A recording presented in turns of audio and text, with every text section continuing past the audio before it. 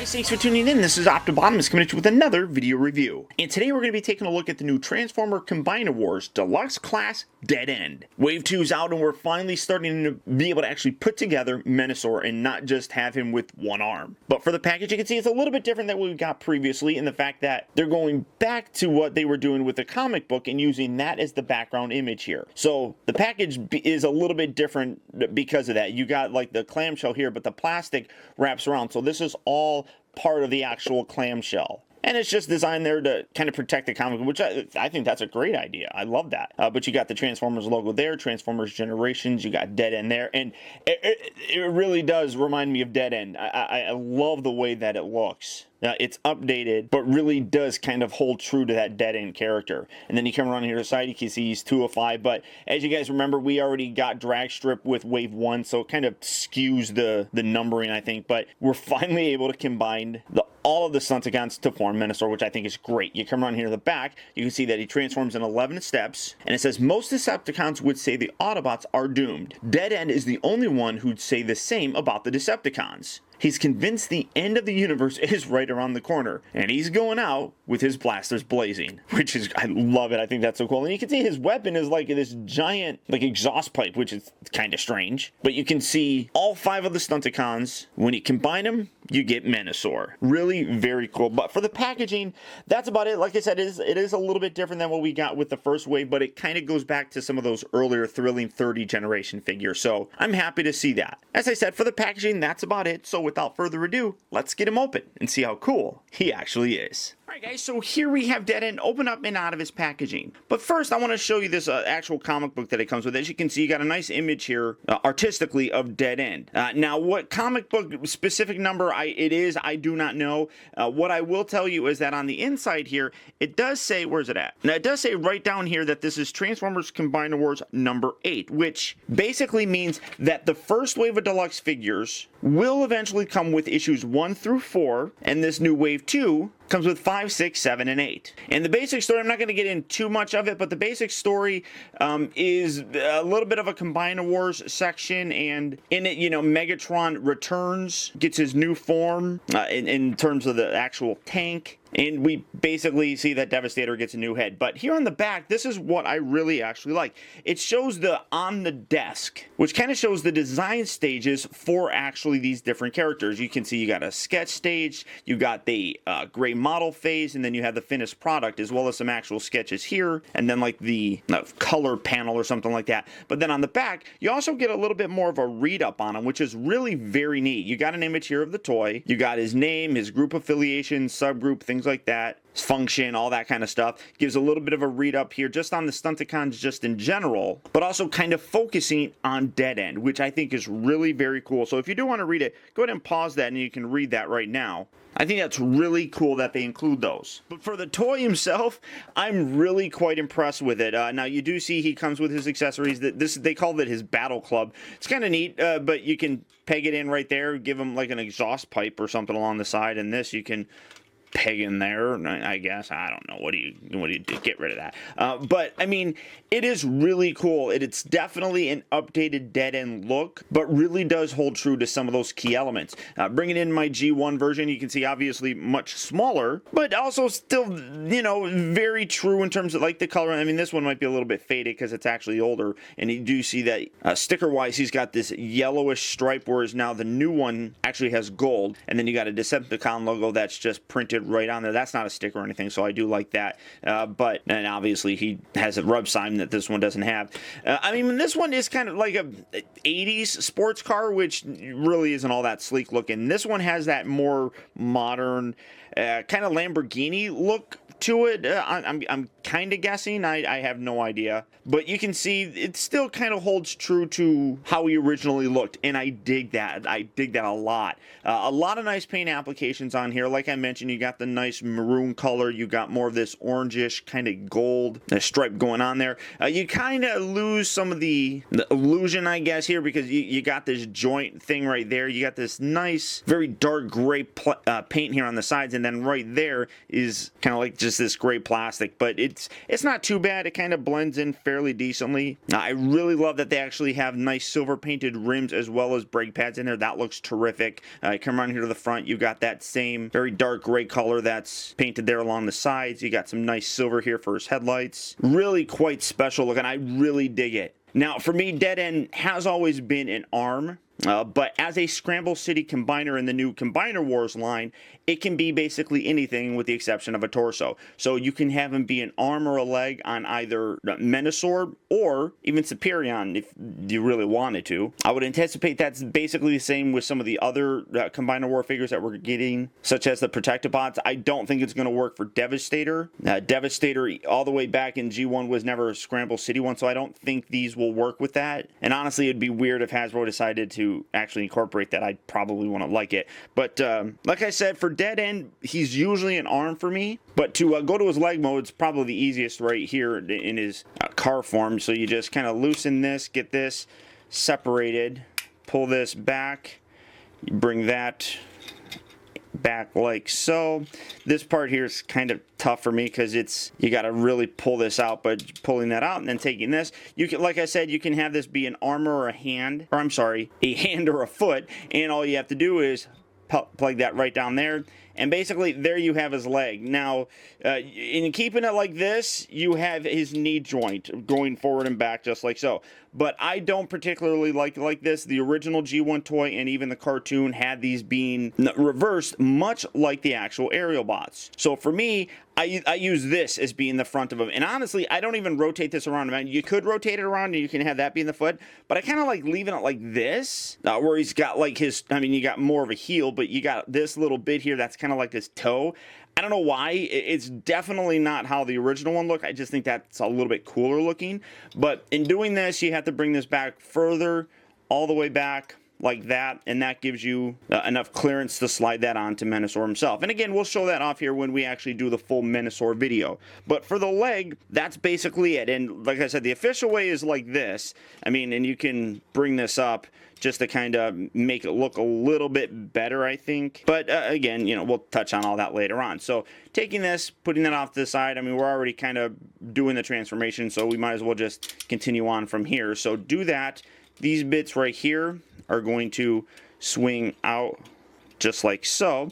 And then you bring this around just like that. And then you bring this little piece right here, the spike piece, that's going to be the front of his knee. So make sure you get that all the way rotated out. Bring this around, and then you have to make sure that you get that locked into place. There's a little groove section right in here that's going to tab in. Make sure that you get that lined up. That'll give you a actual secure knee joint that's not going to flop around or anything. Then you want to rotate his entire lower section all the way around. Bring these up just like that. Bring these up like so, and then actually angle up so you guys can see what I'm doing. Then just take this section, fold this back up, keep that down. You're going to bring this down, separate that, angle this back just like so, and then fold this piece down. That tabs in. You got some hands in here which are kind of hard to get to because they are on a pretty strong ratchet joint, but as you can see, you can kind of hear it ratchet out. But with me and very small fingernails, it's easier just to do it like this. So just wedge all that out, bring that around, straighten everything out, and here you have Dead End in his robot mode, and this guy looks wicked awesome. And really, one of the coolest aspects is the fact that they updated this is really cool, but it really does have a very similar feel to that original G1 character. I mean, especially with how like the legs kind of flip around and do their transformation. It's very similar to how this one is. I mean, you can see, I'll extend this out a little bit. You got the legs that were like this, and then you rotate them out like so. I mean, it's a very simple transformation, and I like that they actually kind of homage that here. For the size, you can see this is what you have, but a lot more attention is paid to creating this guy and making him look more like his actual cartoon, and I think it really does come across very, very nicely. For his accessories, like I said, he does come with his little beaten stick. You could have him hold that. Why you would want to have him hold this as a gun is kind of beyond my understanding, but I guess you could do it. I mean, it just holds just like so. So, I mean, you could have something like that, but that just looks dumb. So, I mean, that's really cool looking. I mean, without question, I think that Hasbro really nailed this. It's really very fun. Now, for his articulation, the head is on a very tight ball joint here. It's really tight. You get a little bit of up and down, you get a little side to side, you get the rotation, but as you're rotating it, at least on mine, that's really tight. I guess that's good, but it also almost feels like the pin that it's attached to kind of feels like there's a little bit of stress on it, so I'm going to be careful, obviously, with it. The shoulders here are on ball joints, so you get a nice range of motion there. They rotate here at the upper part of the bicep, but when you do it, it kind of breaks up the upper part of the arm. He bends here at the elbow itself. As part of the transformation, he does have some wrist articulation. The waists do rotate. That's a real nice touch. Like I said, all these figures can be either the arms or legs, so if he's an arm, which is what I use him as, it's nice to have that rotation. He has a upper swivel. He bends here at the knee and nothing at the foot. Now, unfortunately, the feet are a little bit kind of non-existent almost. I mean, you can see he's just kind of flat there. I mean, he stands perfectly fine, so that's not a problem or anything like that, but it's just a kind of strange look, I guess, because he doesn't have any toes. He needs toes. But overall, really great. Coming in here a little bit, you can see he's got a really cool face sculpt on there. I love the fact that he's got these purple eyes. He doesn't have any light pipe or anything, but the painted eyes just really looks very cool. Definitely gives, like I said, that cartoon vibe to him. Now, as I mentioned, for me, Dead End has always been an arm. So to transform him into his arm, you're going to tuck these hands away. Get that. Those are kind of stiff right there. Kind of leave this up. This section here, you have to split this, rotate that around, and then bring that back together. And then you bring these two halves together. Now, one thing that kind of stinks is these don't, I mean, they lock in, but I don't feel that they lock in as securely as some of the aerial bots did. It's a little bit loose, and unfortunately, I mean, sometimes it will detach, and that's kind of unfortunate, but it's, what are you going to do, I guess? Take these, can angle these down if you want to keep that kind of car look. Bring this section up. We're going to rotate this up, and then you tuck that back like so. Bring this, get that, there we are, just like that. And then bring in the hand here, and usually for me, he's a left arm, so bringing this down and out. Come on, get this. A lot of sections of this really require some substantial fingernails. So, oh no, we want to go like this. So you put it in, right in there, and there you have his arm. Now, part of the problem, I mean, you can rotate that around, and actually you need to rotate it around like that to get the elbow to bend. So this is his arm, and this is okay for me. I don't mind this. It is a little bit of a cluster right here, especially when you actually connect it in. These pieces here don't give a lot of clearance. So usually what I do is actually fold them back like that. It kind of destroys the car look. I mean, you can kind of keep that up like so. By keeping these out, it kind of destroys that kind of car look, but it gives a little bit more clearance for this actual combiner port to go in and actually be able to rotate in the full Menasor mode. Now, again, for another comparison, here is the G1 version. I mean, you can leave it like this. You could extend that out, really whatever you kind of want to do, but I do like the fact that that really does just look like a car attached on the outside. This looks a little bit more exploded and a little bit more involved than just a car being stuck on his arm, but that's basically what you have for Denim's limb mode here. Like I said, it's personal preference, whatever you want in terms of how you want your character to look and which kind of configuration you want to have him in. For me, like I said, he's an arm, so this is how I have him displayed. Now, going back to his robot mode, just detach this, straighten these out, rotate that, Bring that down. Bring this section back, and if you want to, you can leave this up like that. That gives a little bit more of that 2-1 toy look as well. I mean, you kind of just leave it like that. I like folding it all the way down. I mean, I just think it looks a little bit nicer. I'm not going to put his arms back. It's a pain in the butt for me to get his hands back out, but splitting this, opening this back up, rotating that back around. There you have back in his robot mode for the most part, and I really am impressed. I mean, Hasbro has really come through on these Combine & War figures, and I just can't wait for the others. Now, to transform him back into his car, you're going to bring these up. These actually kind of lock into place here along the side, which is pretty nice. Going to rotate that around, just get that done with right now. Fold these legs up. Get this section lifted up, get that up there, rotate this around, rotate that around, bring these two halves together, and then bring these down just like so. Take the, well, you can leave it like that for right now, and then take these, angle these down along the sides, just like that. Get that all locked in, then you can bring these down, makes it a little bit easier, I guess. Lock that in there like so.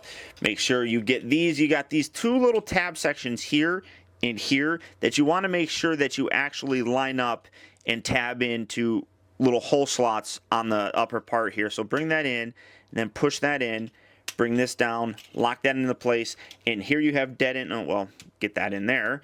Squeeze everything together, but here you have dead end back in his vehicle mode. But I am absolutely impressed with these guys. Hasbro, in my opinion, is nailing it with these Combine & War figures, and I am not comparing them to third-party figures because, to me, there really is no comparison. You're talking figures that cost $100 and $110. I don't think it's fair to compare these ones to it. For a budget and for what Hasbro's able to do with like $13, $14, $15, $16, $17, $18 figures, I think that these are absolutely spectacular. Vehicle mode, I think, is really sharp looking. I am kind of disappointed that it can't roll very well because these hang up. That's one thing that I would definitely, oh, and then you take this, flip that up just like so.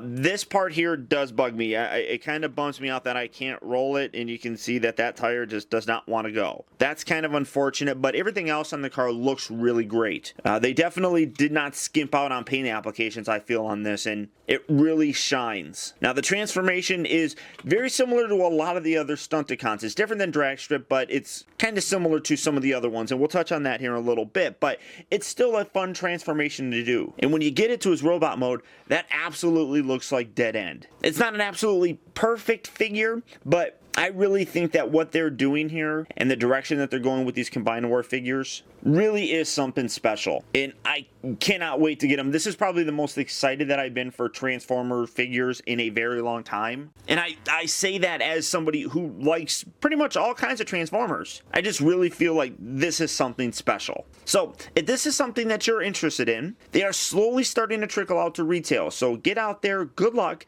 and happy hunting. But as always, if you can't find them, there's always Big Bad Toy Store. So all you have to do is click on the link down in the video description. You'll go to BBTS where you can pick this up and add it to your collection today. But beyond that, guys, that's about it. So once again, I want to thank you for tuning in. This has been Optibotimus. Don't forget that you can keep in touch with me by liking my Facebook page at facebook.com/TeamBotimus and by following me over on Twitter at twitter.com/Optibotimus. Also, I'd encourage you to check out my new website at OptibotimusReviews.com, where you can see all my videos from the previous week, see what I have coming up for future release, and also get your very own Optibotimus t-shirt. And finally, I'd also really appreciate it, guys, that if you like this review, don't forget to please like, comment, and subscribe. And until next time, I'll talk to you later.